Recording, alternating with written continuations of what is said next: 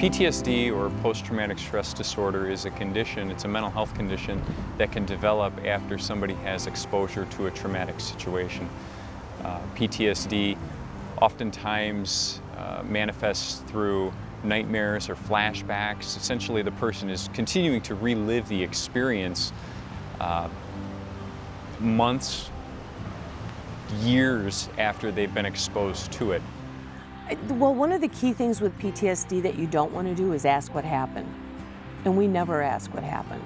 It doesn't, I mean, it matters to us what they've gone through, but we don't invade that part of their lives by having them tell us about it. And we do that specifically because that goes against the protocol that you want to have somebody to feel safe. You don't want to be asking them that.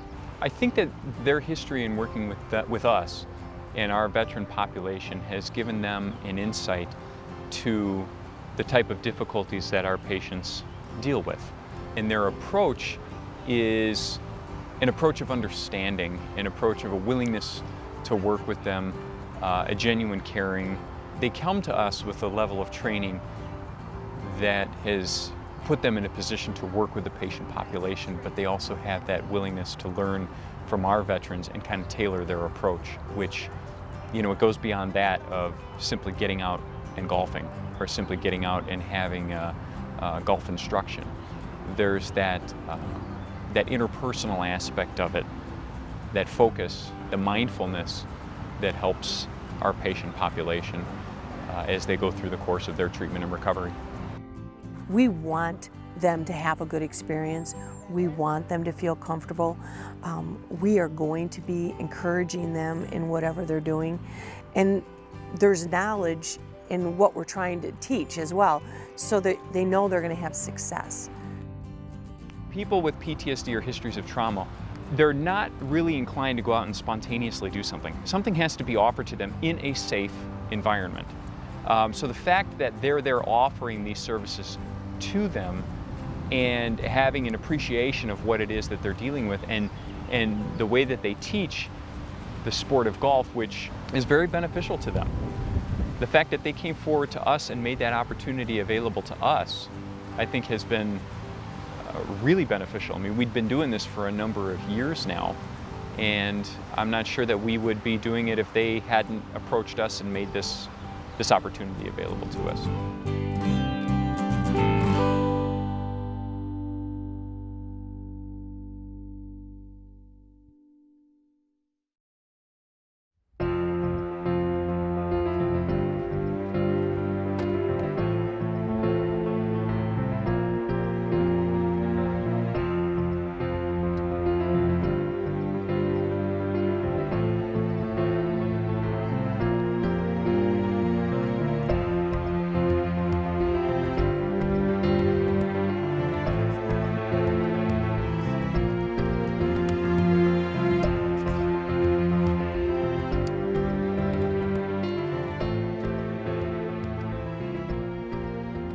Matthew's actually very special for me. We've met Matthew when he was only 6 years old.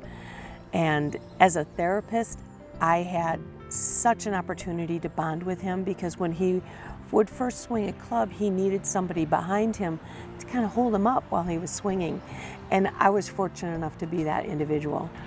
Matthew has cerebral palsy, and while his disability has affected him in a physical nature, he's such a smart young man, and he knows what he wants to do, and he can do it.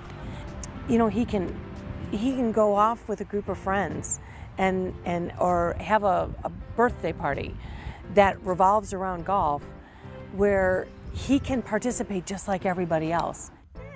Well, before I started using this cart, I was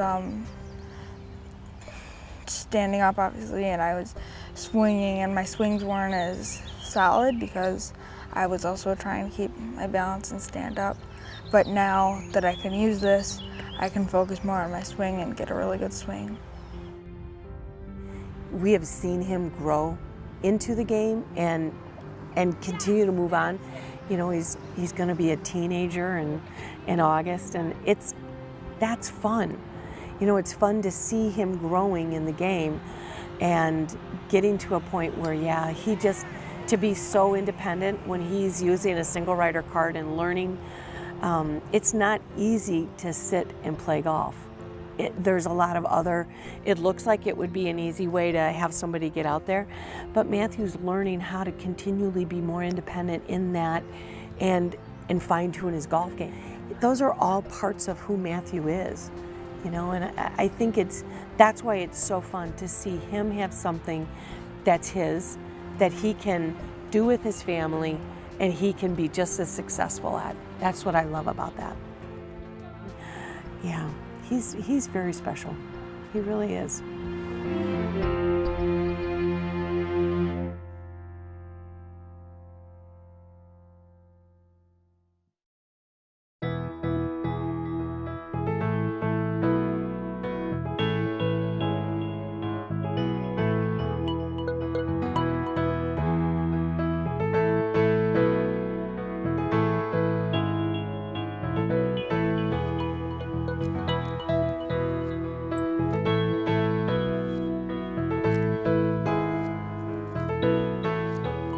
I think golf is one of those sports that people think is so difficult, and if they're able to play golf and hit a golf ball, who knows what they think is possible. They're going to be met with so many challenges in their future, and you just never know when it's going to make a difference. And we take a lot of that for granted, or maybe we share the knowledge of how difficult golf is, but it really kind of lightens their load, when they're trying to figure out how their life's going to fit back together. And just, if they played before, it brings them back to that home and sense of self that they had, and maybe it's a new sport that they are going to find success in down the road. So you never know what the wonders of golf could bring.